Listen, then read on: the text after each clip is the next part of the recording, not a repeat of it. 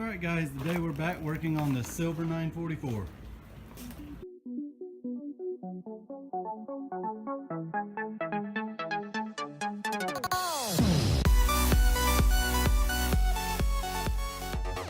So alright, last time we got the engine back together and we got the tie rods in.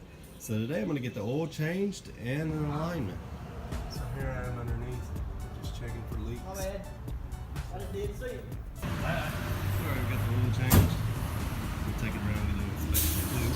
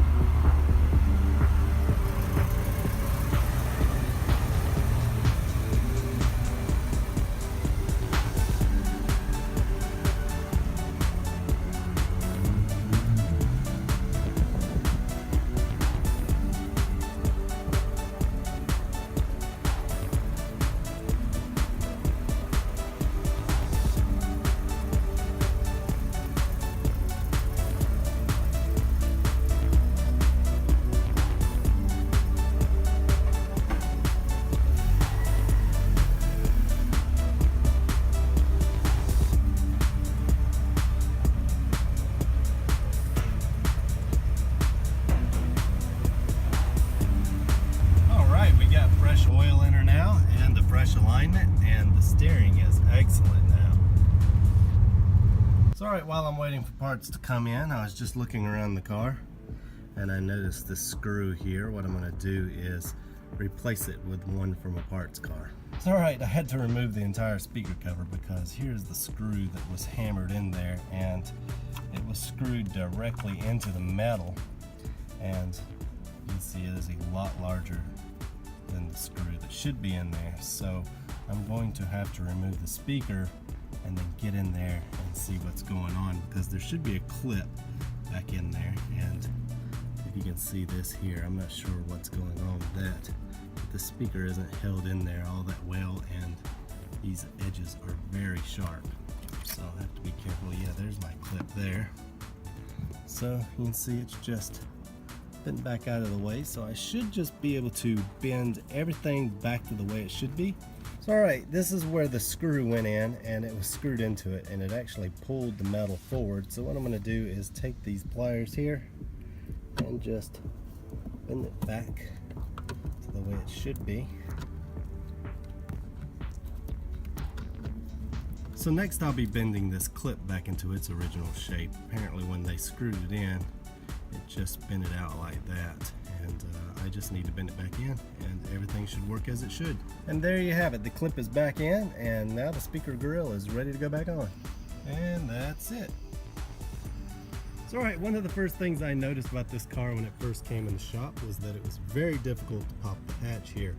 And I'm guessing that the owner didn't use it very much because of this. The only way I could get it open was to stick the key in with one hand and then shake the hatch with the other, and that would pop this side free, but this side required a lot more effort.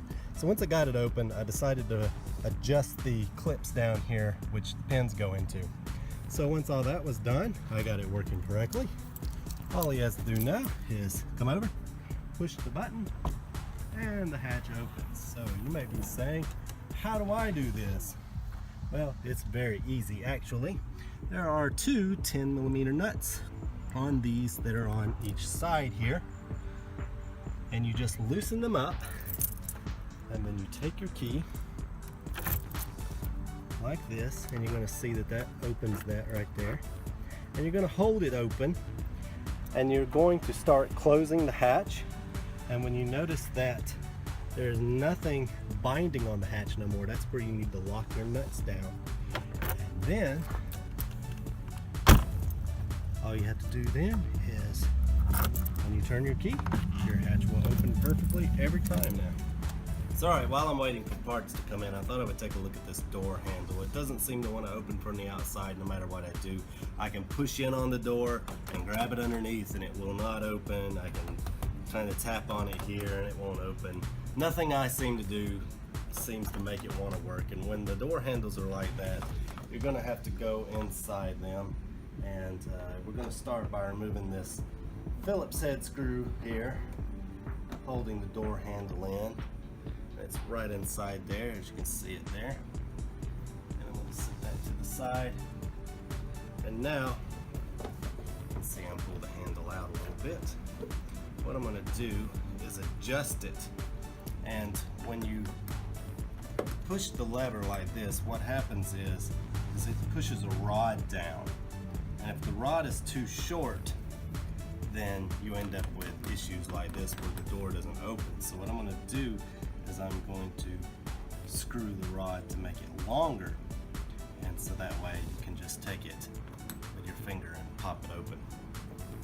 So I'm going to get in here to where I can access the rod. Sometimes you have to be gentle with it. I'm going to push this forward a little bit.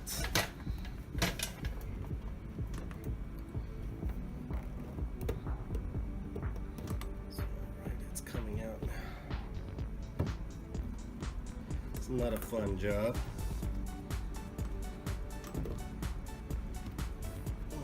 There we go.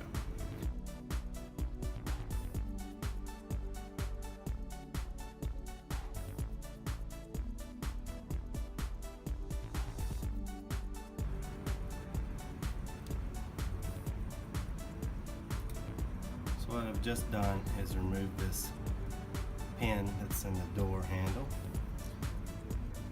Do not want to lose that. So here's what you're going to see once you have the door handle off. There's a pin that slides through here. You just remove the pin and the door handle will come right off.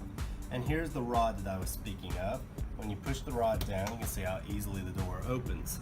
If the door doesn't open easily for you, then this is out of adjustment here. It should open very easily and effortlessly. So that is indeed our issue here. What I'm going to do is turn this until I make it longer, then put my door handle back on, and it should work. So alright, what I've done here is I've turned this rod a few times counterclockwise, and what that does is unscrew it from this coupler down there. If you look down in the door, you will see that it is threaded in down there. And when I install the door handle, this is going to make this rod effectively longer, so when I use the door handle, it'll just pop open. That.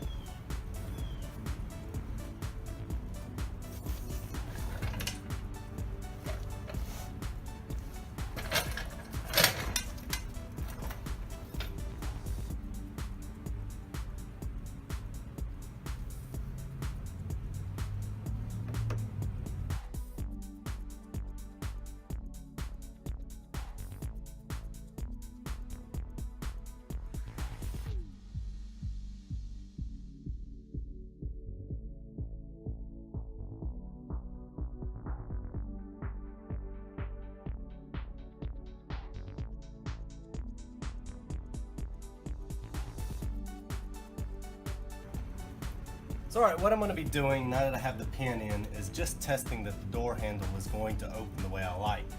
So I'm going to take my finger and press it, and it easily opens now without any effort at all. So I'm happy with this, and in fact it opens better than the driver's side door, which I may look at. But for now I'm going to get this back together, and I think we're done here.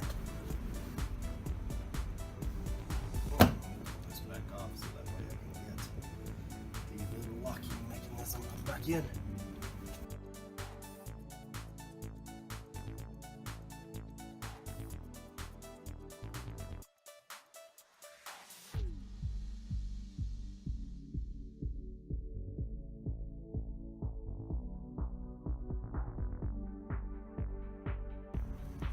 So alright, I now have the door handle back on, and I'm going to test the operation of it. Let's see, I now have it locked. And I'm going to unlock it. And I want you to see just how easy it is for me to open this door. It takes no effort. I can even do it with one finger down there. And that's how easily the door should open and close. So alright guys, a while back I noticed that driver's side caliper was leaking fluid, and I took it apart and got to see that the seal was actually torn on it, and then I had to put it all back together because I had to take the car to get its oil changed and the alignment. But anyway, I spoke to the owner, and he said to go ahead and rebuild all the brake calipers. So that's what I have here, and I'm going to go ahead and open this up.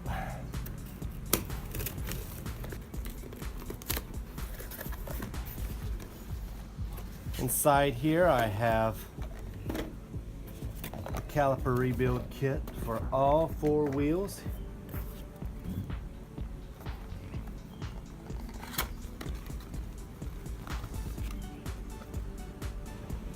So the first thing I'm going to do is remove these retaining pins here, and that requires removing this clip.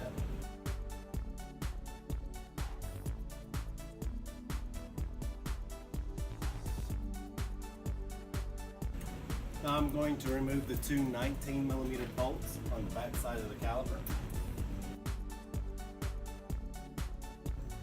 So right now I have the caliper off and the brake pads out, so I thought we would take another look at this dust boot seal here. You can see where it was slit, and it looks almost as if it got cut when someone was doing the brake pads one time. But you can also see here that it's cracked up pretty badly, so it needs to be replaced whether or not this was here or not. And my guess is that all the calipers are going to be cracked up like that, so that's why we're going to do all of them. So, alright, the first thing I'm going to do here is remove the piston, and you can see here that I've been pumping the brake pedal a little bit until I have it loose. That's all you need to do is just gently pump the brake pedal, and when it's close, it's going to come right out in your hands. And now I'm going to inspect the piston to make sure it's in good shape. Looks to be. And see if it's reusable. So, alright, here's a look inside the caliper. With the piston removed, you can see the seal down in there, and other than some sludge, this cylinder looks to be in excellent shape. So I'm going to get this dust boot seal out and then the seal down in there out, and I'll clean this up. So alright, I now have the caliper off the car, and you can see that I have the dust boot and the inner seal removed here, and I have my rebuild kit here.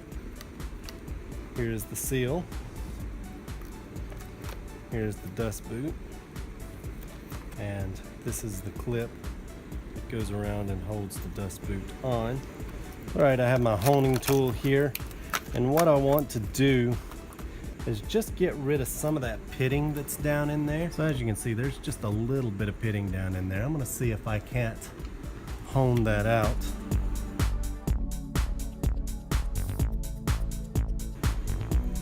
Now that we have a nice clean cylinder wall, I'm going to go ahead and start assembling everything here.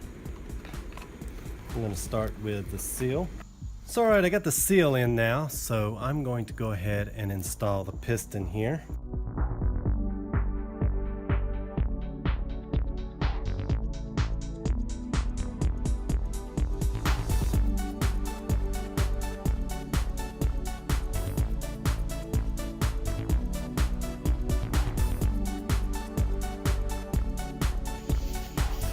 Alright, I have the caliper put back together now, and you can see the new parts there. And before I put the brake pads back on and mount it to the car, I'm going to spray the disc with some brake clean to get rid of any fingerprints and brake fluid that may have gotten on there. So alright, I now have the disc clean and I have the brake pads clean. What I'm going to do here is turn them over on a clean surface here. And I'm going to put some disc brake quiet on the backs here. Alright, when you're finished rebuilding your caliper, it's going to look something like this.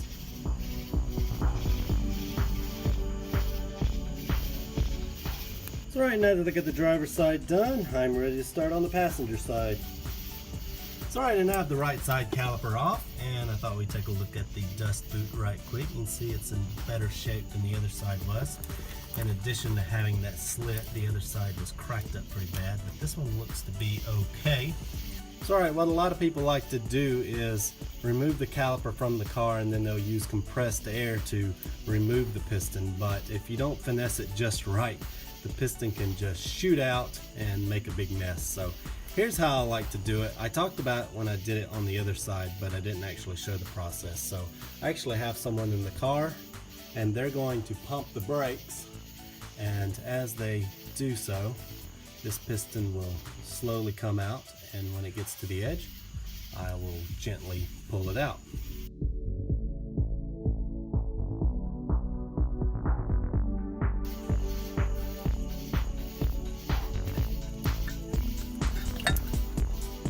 It's not completely mess free, but it doesn't shoot the piston out.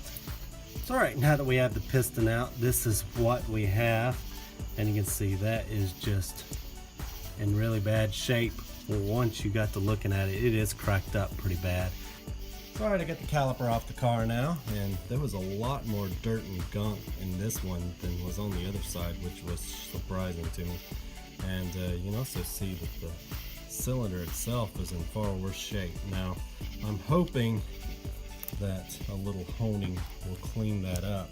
So far, can't catch anything with my nail, and it doesn't seem to be out of round or anything by my measurements, so I'm going to try and hone that out here, but I am really surprised that this side's worse than the other side. So alright, now that I have the cylinder honed and it turned out beautifully, I'm going to go ahead and start assembling it. Get my seal out here. So alright, I thought that I would point something out, since you may see me sticking parts in here or even my finger in there, even though it's pretty clean. This isn't the bottle of fluid that I'm going to be putting in the car to bleed the brakes when I'm done here. I actually have a brand new sealed bottle that I'm going to use for that. This one here is new, but I purchased it just to do this. So whenever you're doing your brakes, you want to pick up two bottles and have one to just kind of lubricate things with, and then the other one to actually use in your car.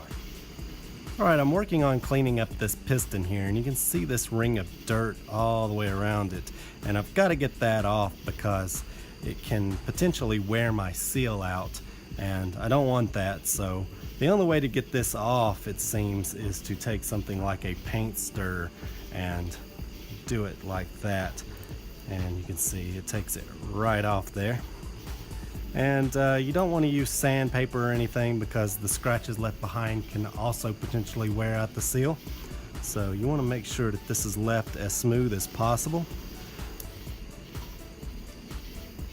So alright, now that I have my piston clean, I'm going to go ahead and lubricate my dust boot here. So alright, when you're lubricating the piston here, you want to make sure that you hit this beveled edge here, so that way it doesn't hit the seal dry. And I'm also going to rub my finger inside here right quick. Make sure it's lubricated, and then you'll take it and slide this just like that there. And then grab it with both hands and pull it in. Nice and tight fit. So alright, my dust boot's now installed. The only thing I need to do is put the retaining ring on around it.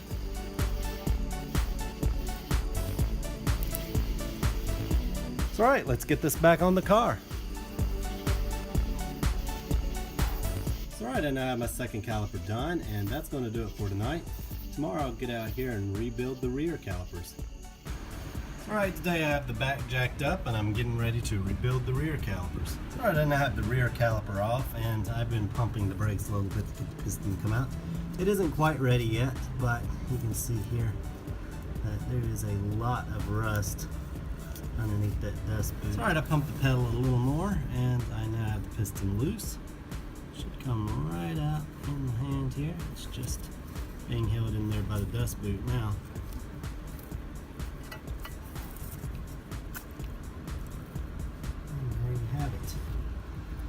Doesn't appear to be any pitting on this piston. I'll clean it up real nice though.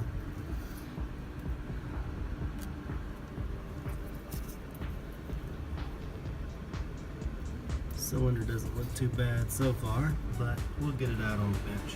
So right now I have the caliper on the bench, and what I'm going to do here is go ahead and remove this clip.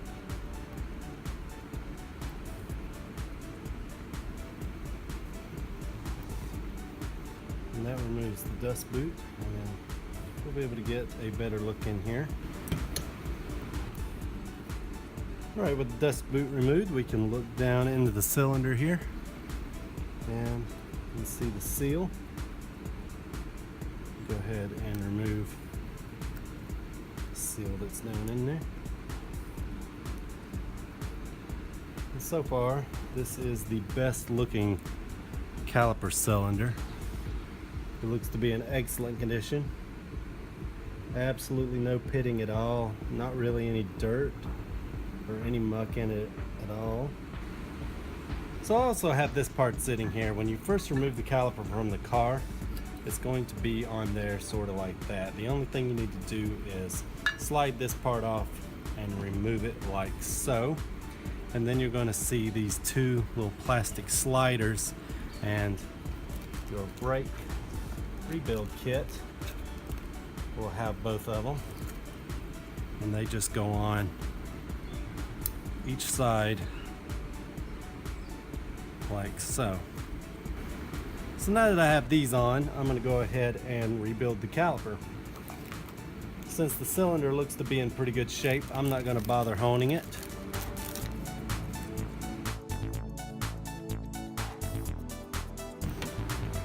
So here's the piston all cleaned up, and there was some rust right here around this lip where the dust seal sits. So I took some 400 grit sandpaper and just sort of cleaned it up a little bit.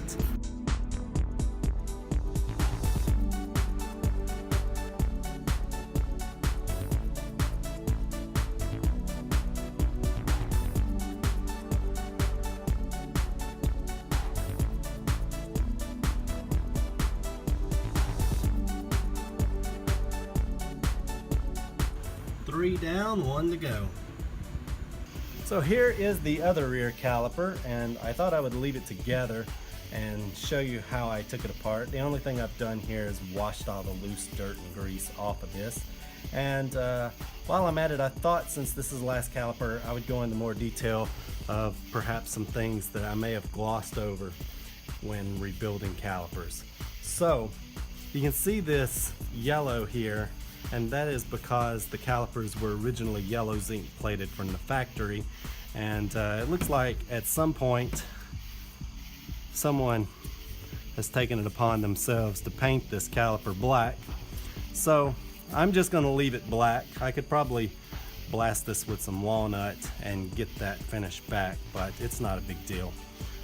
You can see that it looks like they did it with the caliper on the car, since this area didn't get hit. So here's how the rear calipers come apart. You just take them in your hand like this, and you just gently slide it forward like so. Now your caliper will look like this.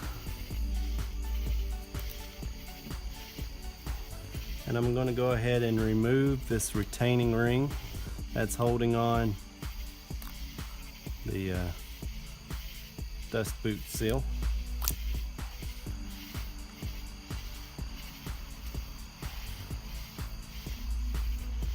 And now we can see down inside this caliper, and it is messy, very, very messy. The other rear caliper was actually pretty nice. There was no mud or gunk in it at all. But you can see that the walls on the cylinder do not look good at all. Alright, since I don't like the way this cylinder looks, I'm going to be honing it. And what you're going to want to do is take your finger and lightly lubricate the inside of the cylinder wall with some brake fluid. Make sure it's good and coated. You want to do this for about 30 to 45 seconds. It's alright, I'm very happy with the way that turned out. And what you need to do once you're done honing is spray this cylinder out with some brake clean.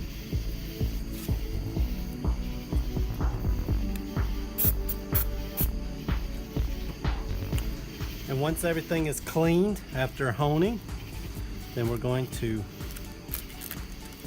open our brake rebuild kit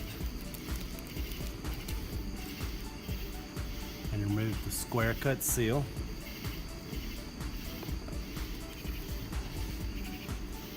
And make sure that you rub it on both fingers here, and then just make sure that it gets lubricated. Brake fluid is the only lubrication that you want to use on these seals.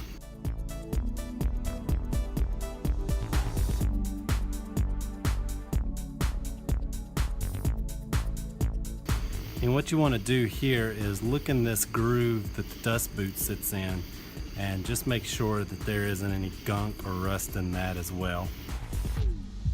Before inserting the piston, you want to make sure that it is well lubricated with brake fluid, especially this beveled edge here, because this is the first thing that's going to touch your square cut seal. And if it isn't lubricated there, it may be hard to get it to go in and maybe even tear the seal. So you want to make sure that you put it in straight and don't cover the hole here, because that's where all the air is going to come out. But you get it started, and once it's straight, you shouldn't have very much resistance.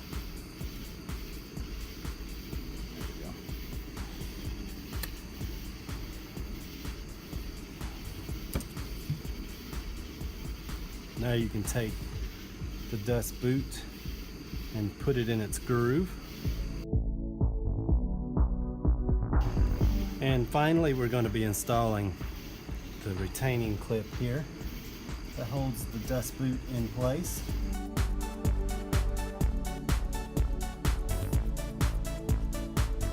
And there you have it. This retaining clip goes into a groove that holds the dust boot in place. Now I'm going to be putting this back together while I have it on the bench as well. That way it'll go straight back into the car. And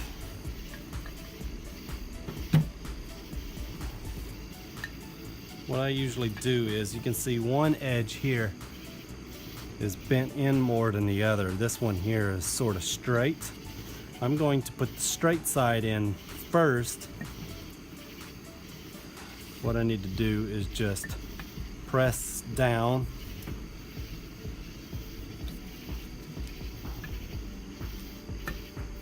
until it slides into place like so, and then you'll have that like that, and you can see that this side, this spring is holding you back. So then you can take a pair of pliers and pull it open. It's not easy, but it can be done.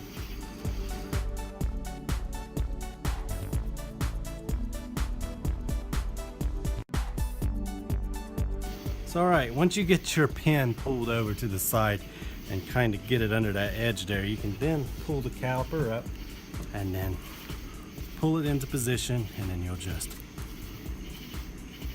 pull back on it like that, and you now have your caliper put together. It's alright, that's the last caliper rebuilt and put back on the car. Now I thought I would show you some of the tools that you're going to need if you plan to remove or rebuild your calipers. And here I have a 19mm wrench, and this removes all the caliper bolts all the way around. And then you have a 14mm wrench here, and that is for removing the brake lines on the front calipers. Then we have an 8mm wrench for the bleeder screws on the front calipers. Then for the rear we have an 11mm wrench for removing the brake lines and a 7 for the bleeders. Next we have a pair of needle nose pliers to remove the pins and clips. And we have a pick here for removing seals. So alright, I'm getting ready to bleed the brakes now. Here's my brake bleeder kit if you've never used one. It's pretty easy and I'll show you how it's done. What you want to do is start at the right rear and work your way around. So the first thing I'm going to do here is open my brand new container and fill the reservoir up. You don't want to let it run dry. So alright, once you have your reservoir topped up, you want to take the bleeder screw and open it about a quarter turn, about like that there, and then have someone push the pedal.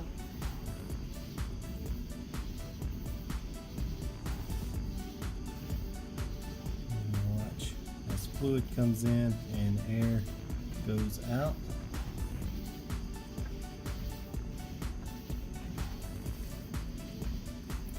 Once you get nothing but a solid stream of fluid, you're good to go. So right, I now have the brakes bled and there's fresh fluid all in the system. I'll show you what's inside this little bleeder here, and you can just use a mason jar with a vacuum hose, but I do like that this has a clear hose, so it makes it a little bit easier. And if you just unscrew it, you'll see that it's nothing but a hose running down into some fluid. And as the bottle gets filled with fluid, the fluid acts like putting your thumb over the end of a straw, and air can't be pulled back into the system. And a lot of people will tell you get the motor power bleeder or something, but it's not necessary. With a partner, I was able to bleed the brakes all the way around in less than 2 minutes. It's very simple to use. So alright, last night I got the brakes bled and I got the wheels back on. So now the car is back on the ground. I'm getting ready to test drive it. You can see the new fluid in the reservoir there. And see how it does. It's alright, I thought now would be an excellent time to actually do a review on this car, since everything is back together and working as it should. The engine is strong, it pulls like an ox. Shift linkage is very tight and precise. Steering is excellent now. The car feels flawless. It feels like a brand new car. It handles like a 944 should now. I replaced that engine mount, so this engine is smooth as silk now, and I don't think the owner is going to recognize this car when he gets it back. So alright guys, that's going to do it for this video. I'm going to put together a 4K video on this car and I'll upload it later. Alright guys, I hope you enjoyed it and we'll see you next time.